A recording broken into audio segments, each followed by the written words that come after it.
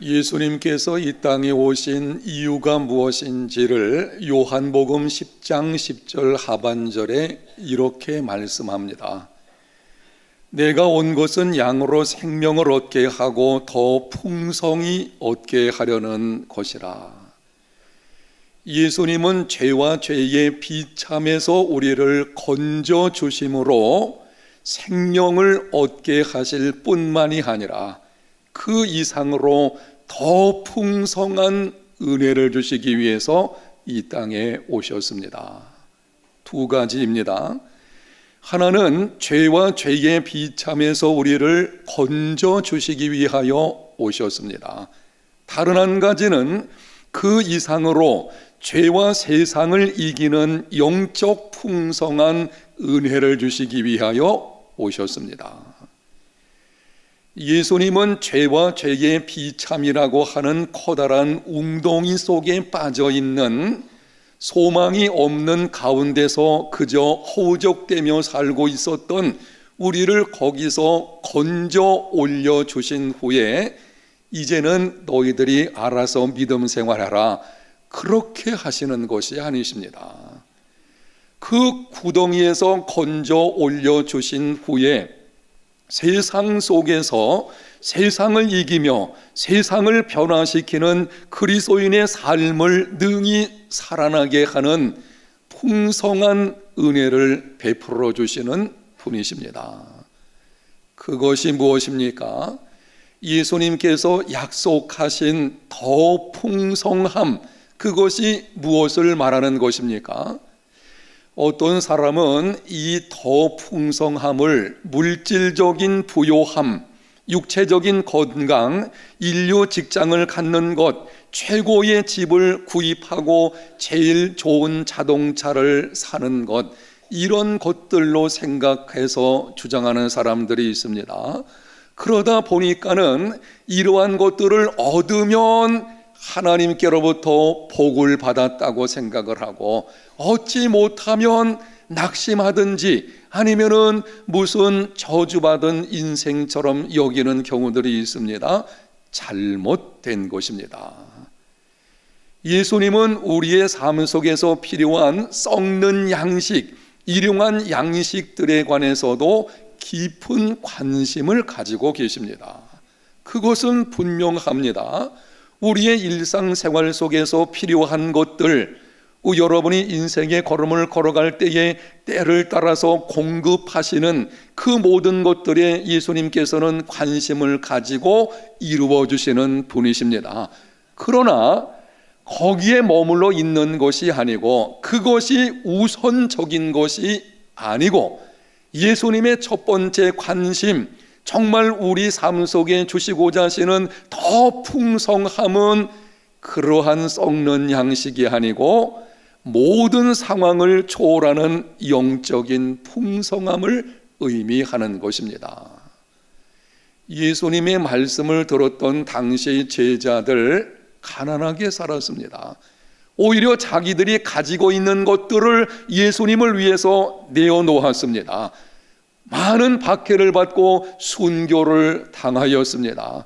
예수님 말씀하시는 더 풍성한 것은 모든 상황들을 초월하는, 내게 수입이 얼마나 되는지, 지금 나의 건강 상태가 어떠한지, 내가 지금 처한 상황이 어떤지, 심지어는 죽음까지도 초월하는 영적 풍성함을 의미하는 것입니다.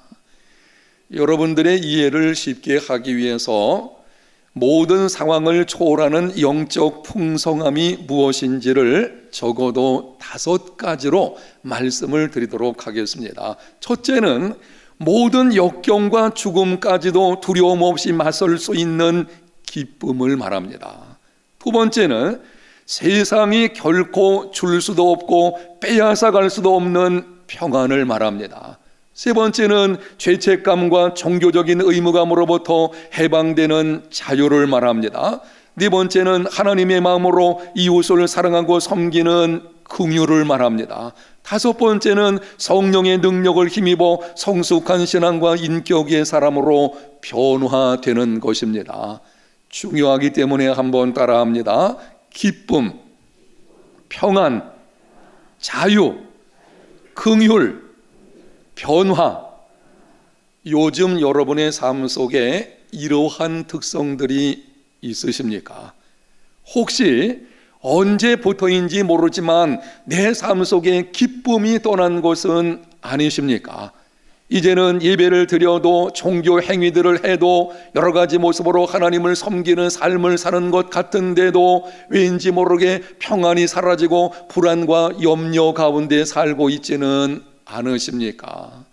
하나님이 기뻐하시는 믿음의 삶, 온전한 믿음의 삶을 산다는 것은 적어도 지금 여러분이 보고 있는 이 5가지의 특징들이 우리 삶 속에서 분명히 누림이 있어야 되는 것입니다. 주 예수를 믿으십시오. 그리고 주 안에 거하는 삶이 되시기를 바랍니다. 예수님을 구세주와 주님으로 영접하십시오. 그러나 영접한 것으로 끝나지 마시고 이제는 여러분이 주 예수 그리스도 안에 거하십시오. 주님이 내 안에 거하실 뿐 아니라 이제는 내가 그분 안에 거하는 이 삶으로 나아가야 합니다. 그때에 이러한 놀라운 영적 풍성한 삶이 우리 가운데서 이루어지게 되는 것입니다. 그런데 성경을 보면 열심히 신앙생활을 하면서도 영적 풍성함을 누리지 못하는 사람들이 있습니다. 참 열심히 살아갑니다. 믿음 생활, 이 여러 가지 종교적인 생활에 전심으로 하는 것 같이 보이지만 이 영적 풍성한 삶을 누리지 못하는, 마땅히 믿음 생활 속에서 주어져야 하는 것들을 느끼지 못하는, 누리지 못하는 이런 사람들이 있습니다. 오늘 본문에 등장하는 바리새인들과 서기관들입니다. 한 번은 예수님께서 게네사렛 평지에서 수많은 사람들을 고쳐주신 후에 가버나움이라고 하는 곳으로 돌아오셨습니다. 예수님이 3년 동안 공생의 사역을 할 때에 이 사역의 전초 기지가 가버나움이었습니다. 그래서 가버나움에서 중심으로 사역하다가 다른 지방으로 가셨고, 그리고 거기서 또 일하시고 다시 가버나움으로 돌아오시곤 한 것입니다. 이제 예수님이 배를 타고 바다 건너를 가셔서 여러 가지 주어진 사역을 감당하시고 난 후에 가버나움으로 돌아오시게 되었습니다. 그때 바리새인들과 서기관들 중 몇 사람이 예루살렘에서 가버나움까지 예수님을 찾아왔습니다. 서기관들은 율법을 연구하고 해석하고 가르치는 사람들입니다.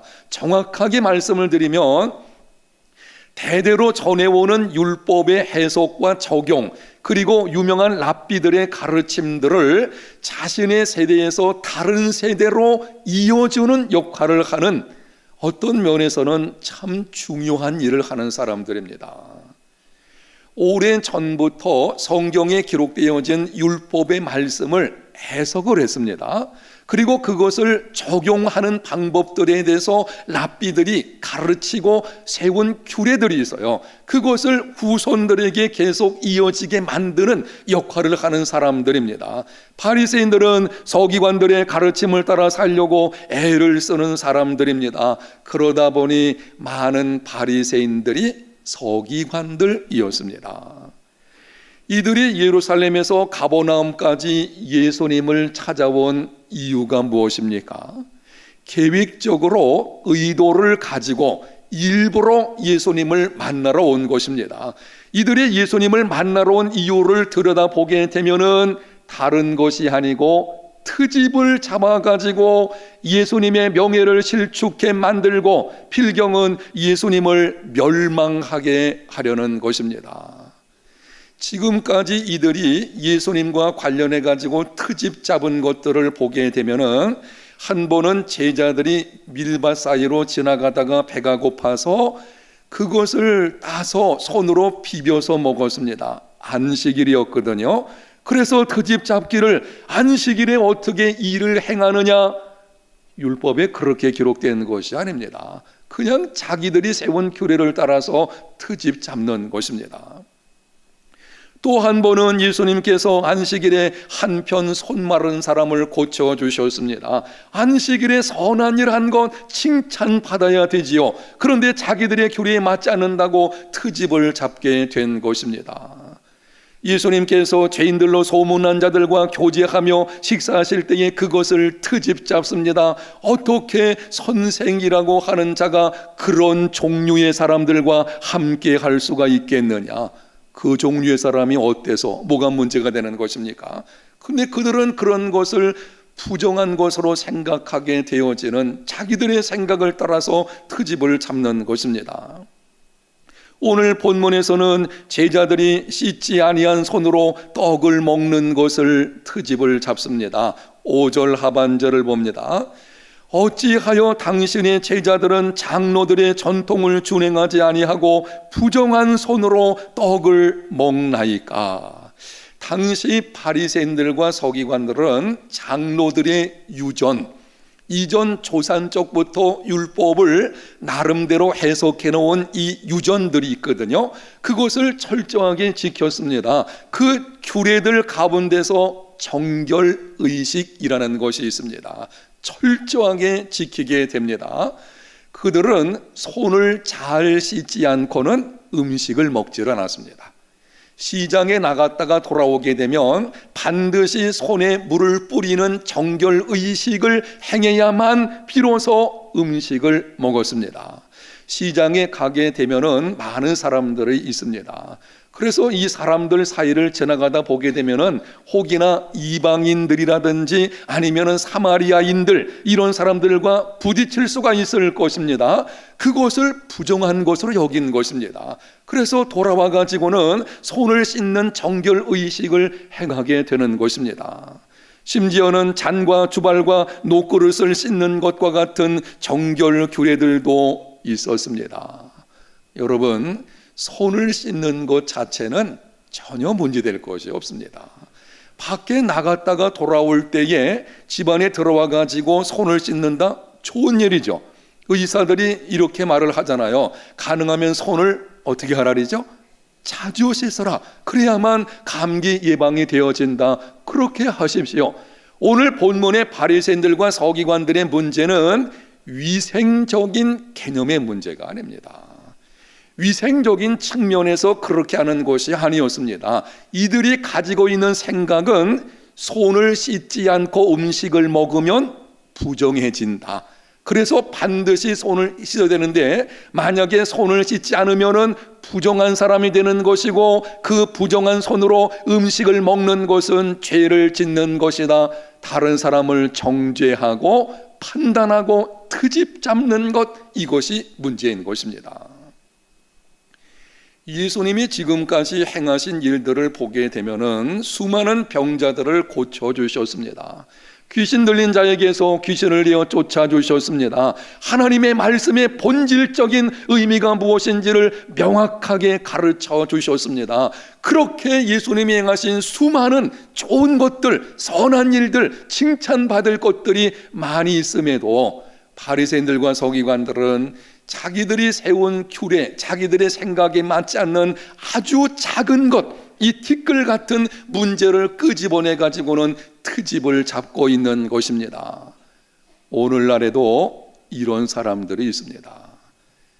다른 사람에게서 칭찬할 만한 것, 장점이나 선행, 헌신 등 이 좋은 것들에 대해서는 관심을 갖지 아니하고 다른 사람의 작은 약점이나 허물을 찾아서 트집을 잡는 습관을 가진 사람들이 가끔 있는 것을 보게 됩니다.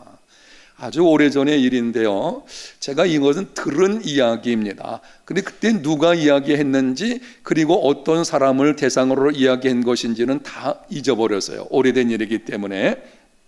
그러나 그 이야기가 이 설교를 준비하면서 기억이 나서 말씀을 드립니다. 어떤 남편은 회사에서 퇴근해 가지고 집에 돌아오게 되면은 요 둘째 손가락을 가지고 집안 곳곳을 다니면서 한번 쓱 쓸어본답니다.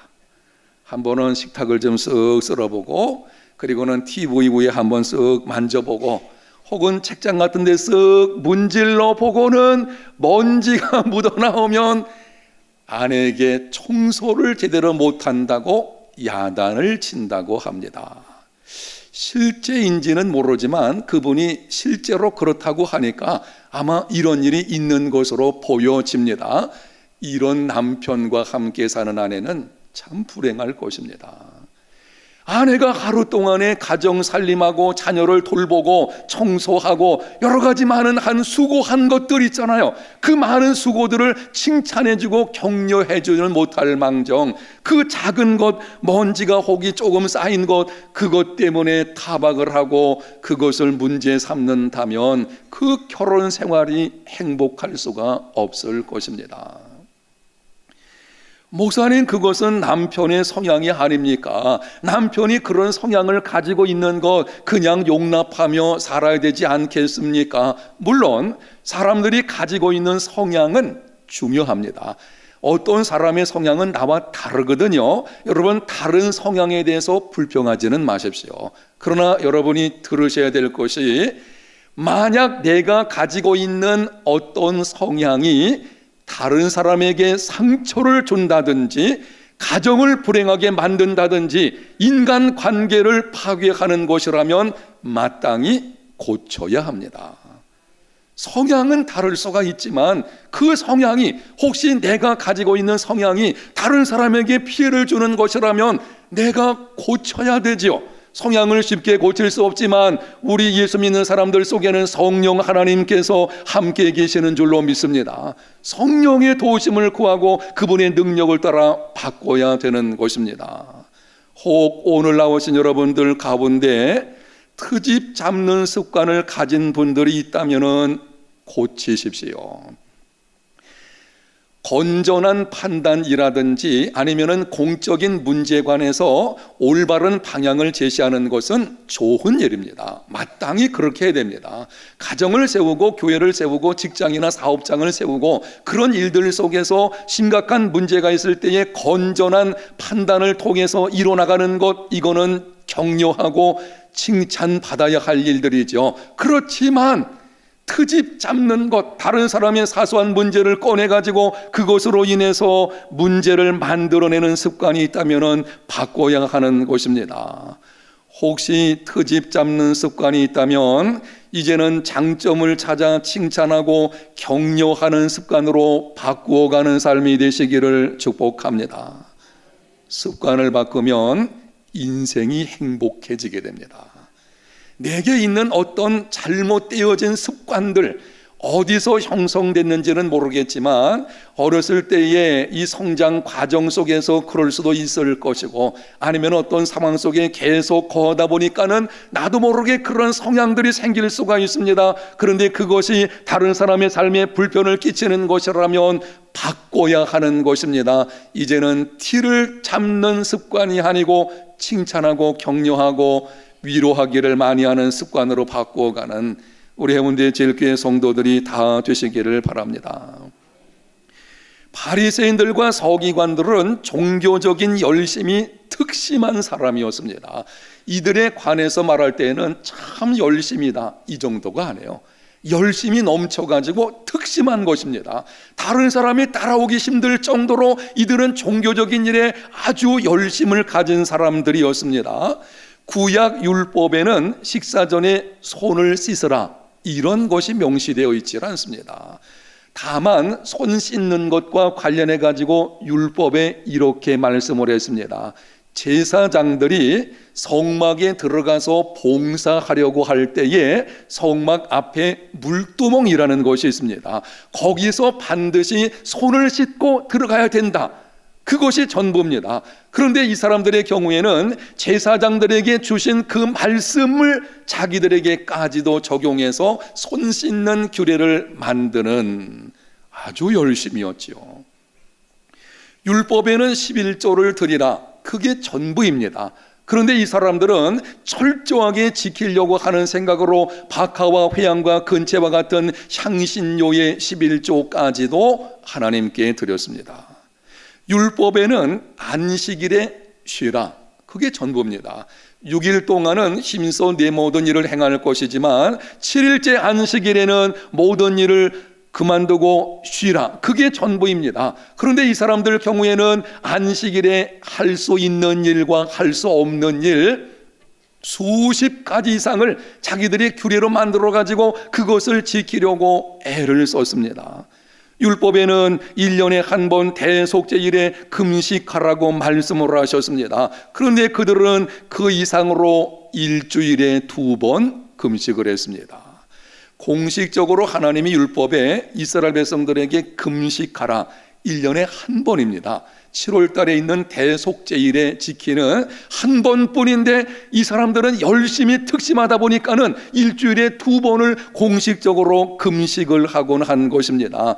그런데 문제는 그렇게 철저하게 종교 생활했음에도 그들의 마음과 삶에는 영적 풍성함이 없었습니다.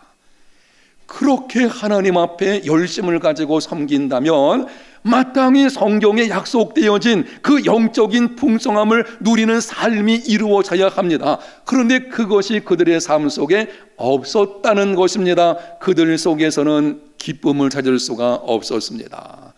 오히려 바리새인들과 서기관들은 일부러 슬픈 기색을 내곤 했습니다. 자기들이 하나님 앞에서 경건한 사람인 것처럼 얼굴을 금식한다 이렇게 흉한 모습으로 드러내곤 한 것입니다. 평안이 없었습니다. 누군가 자존심을 상하게 하거나 권위에 도전하는 말을 하게 되면 쉽게 분노했습니다. 예수님께서 올바른 가르침을 주시면 그것에 대해서 너무 자존심 상해하고 분노해가지고 계속 트집을 잡으려고 하는 이들의 모습, 그들 속에 있는 평안은 환경에 따라서 쉽게 흔들리는 거짓 평안이었습니다. 자유가 없었습니다. 그렇게 많은 규례들이 있는데요, 그 세세한 규례들을 다 지킬 수 있는 사람이 누가 있겠어요? 그러니까 자기들도 지키지 못하고 다른 사람에게까지 짐을 얹어주는 것입니다. 그들이 세운 이 바리새인의 장로들의 유전, 여기에 따르게 되면은 백성들이 너무 쉽지 않고 죄책감과 무거운 짐을 지고 살아가게 만드는 것입니다. 심각한 것은요, 이런 삶을 살다 보니 진정한 자유가 무엇인지도 알지를 못했습니다. 그래서 예수님께서 그들에게 이런 말씀까지 했습니다. 너희가 소경되었다면 차라리 조려니와 본다고 하니 너희 죄가 그냥 있느니라. 보지도 못하면서 본다고 하는 이제는 그 심령이 굳어져 가지고 진정한 자유함이 무엇인지를 깨닫지를 못하는 것입니다. 긍휼함이 없었습니다. 자기 의에 빠져서 다른 사람을 정죄했습니다. 죄인으로 소문난 자들과 상종하지 않았습니다. 스스로 다른 사람들과 분리시켜서 그들을 정죄하는 것을 의로 생각을 했습니다. 다른 사람과 비교해가지고 내가 저들보다 낫다, 이 비교적인 의인데 그것을 의로 생각하게 된 것입니다.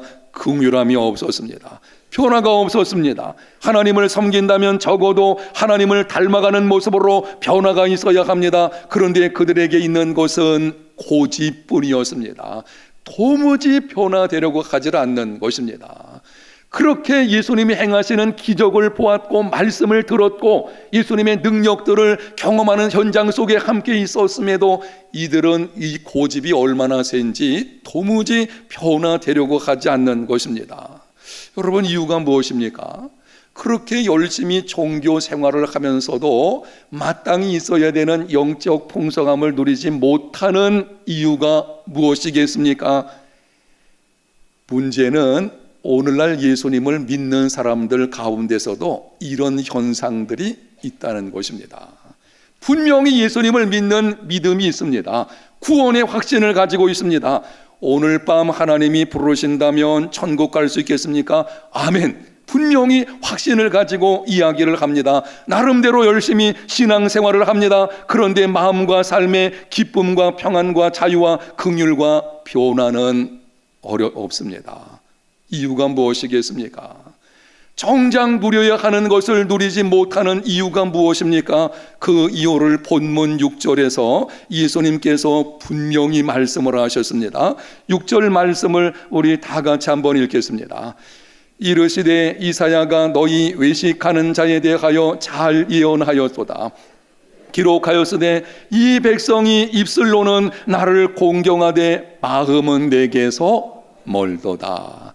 바리새인들과 서기관들의 심각한 문제가 무엇인지를 예수님께서 말씀하시는 것입니다.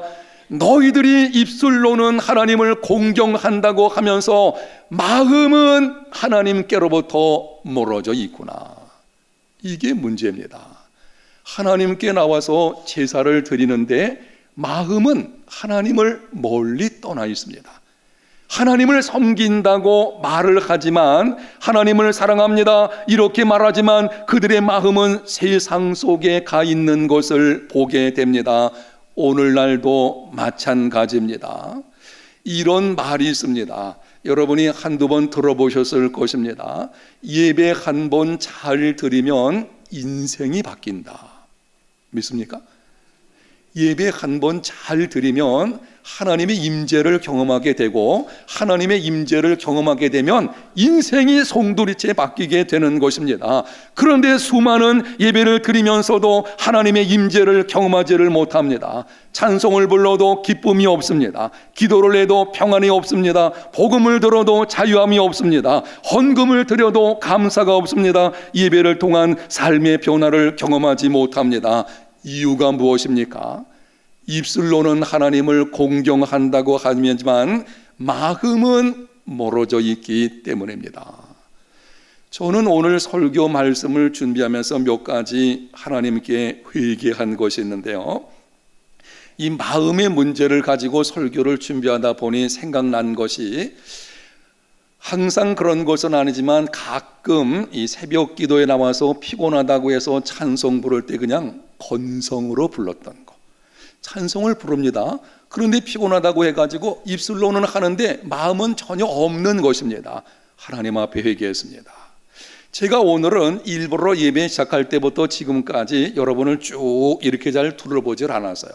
왜냐하면 간혹 그런 경우들이 있었습니다. 찬송을 부르면서도 오늘 누가 나왔나 안 나왔나 쳐다보는 거예요.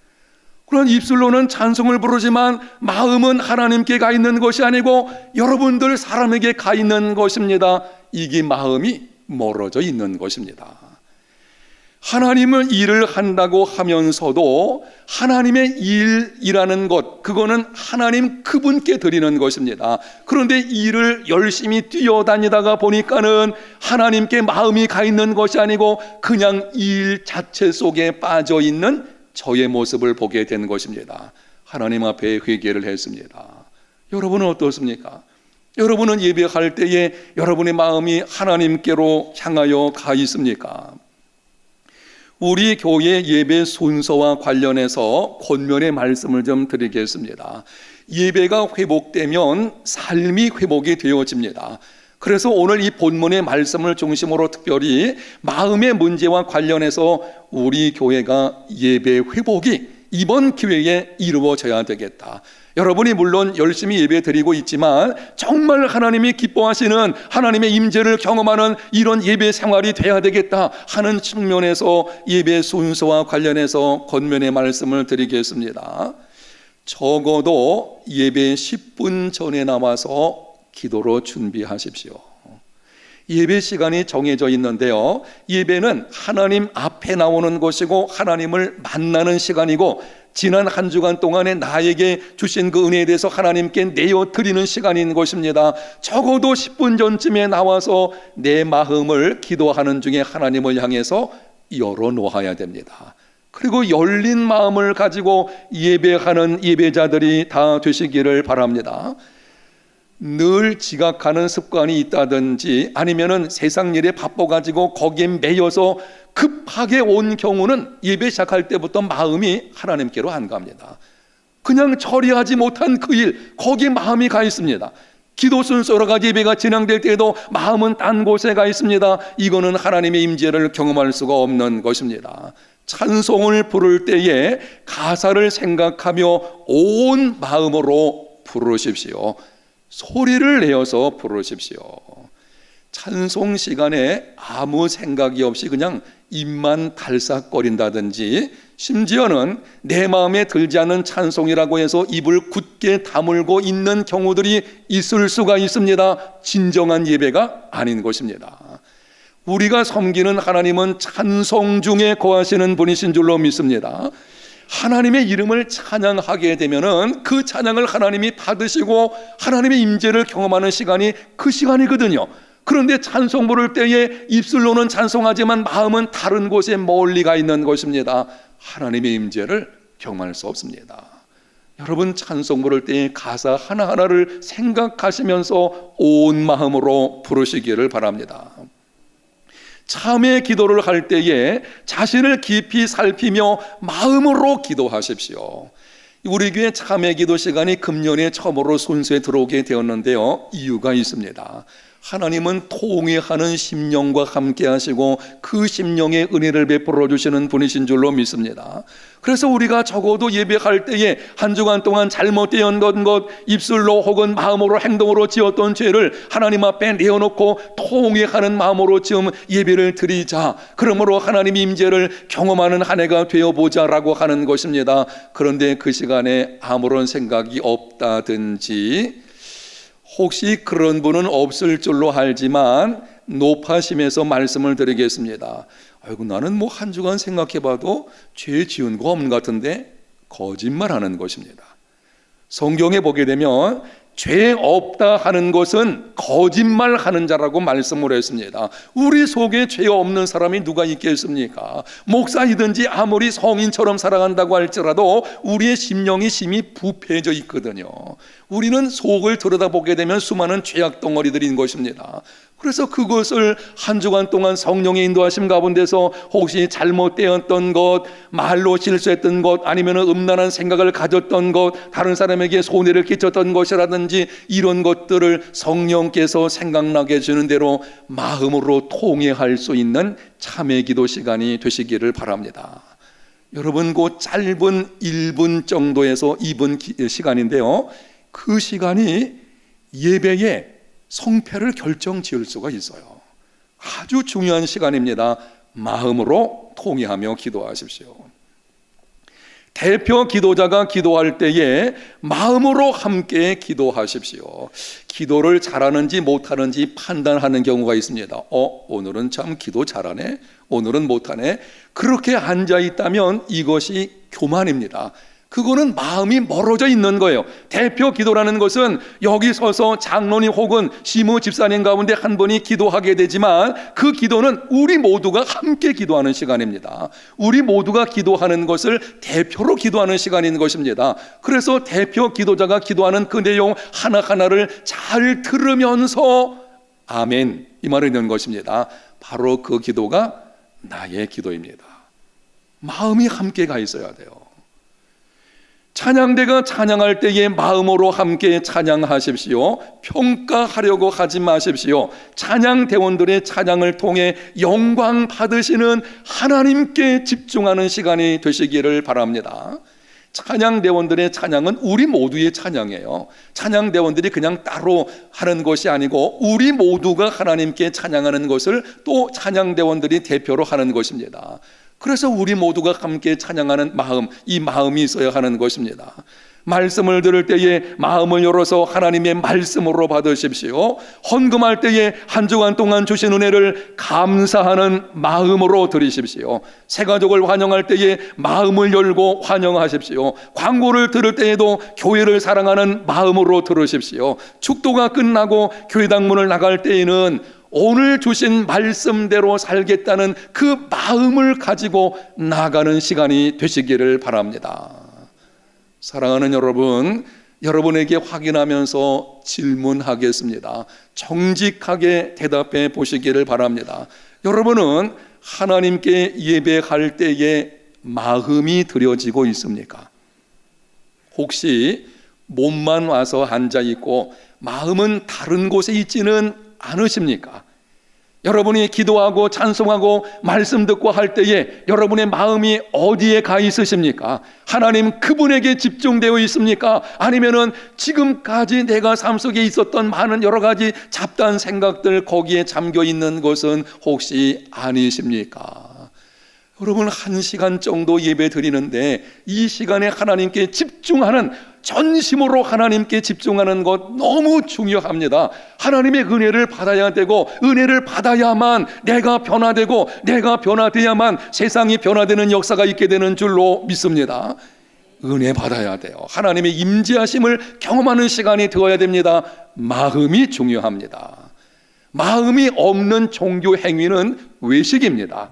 마음이 없는 사랑 고백은 거짓인 것입니다. 우리 마음이 하나님께 가 있어야 합니다. 좋은 예배자가 좋은 예배를 결정합니다. 가끔 예배 형식의 문제에 관해서 이렇게 저렇게 말씀할 수도 있긴 하겠지만, 예배 형식이 하나님의 임재를 좌우하는 것이 아닙니다. 예배 형식은 다 다를 수 있어요. 우리 교회 1부, 2부, 3부, 4부 예배가 있는데요, 형식이 다 다릅니다. 3부 형식으로 1부, 2부, 3부는 1부, 2부는 예배 드리지 않습니다. 다른 모양으로 있거든요. 형식의 문제가 아니죠. 서울에 가서 제가 한번 어떤 교회 가서 예배를 드렸는데요, 찬송을 열심히 오랫동안 부르고 목사님 나오시더니 설교합니다. 그리고 축도로 끝내는 거예요. 헌금 시간이 없어가지고 제가 헌금을 준비했다가 이거 헌금 시간 어떠지? 그 교회는 오면서 내는 것입니다. 형식이 여러 가지가 있는 것입니다. 예배 형식이 예배를, 성패를 좌우하는 것이 아니고, 예배 드리는 사람, 바로 우리 모습이 예배를 결정하게 되어지는 것입니다. 좋은 예배자가 어떤 사람입니까? 몸과 마음을 함께 드리는 사람입니다. 사랑하는 성도 여러분, 마음이 중요합니다. 마음을 다하고 뜻을 다하고 힘을 다하여 하나님을 섬기십시오. 두 마음을 품지 마십시오. 나누어진 마음이 있어요. 하나님께로 향한 마음과 세상의 마음이 함께 있어서 그 나누어진 것으로 예배한다면 하나님 그 예배 기뻐하지 않으시는 것입니다. 잠언 4장 23절, 모든 지킬 만한 것 중에 더욱 네 마음을 지키라. 생명의 근원이 이에서 남이니라. 마음을 잘 지켜서 여러분의 마음이 날마다 하나님께로 더 가까이 나아가는 믿음의 삶이 되시기를 바랍니다. 혹시 여러분의 삶 속에서 여러분의 마음을 하나님께로부터 멀어지게 하는 것들이 있다면 정리하십시오. 끊으십시오. 어떤 것도 우리와 하나님과의 관계 속에서 우리 마음이 멀어지게 해서는 안 되는 것입니다. 이제는 하나님 그분 앞에서, 그리고 그분 안에서 그분의 능력을 쫓아 믿음으로 살아가는 중에 영적 풍성한 이 약속된 복을 누리며 살아가는 삶이 꼭 되시기를 예수님 이름으로 축복합니다.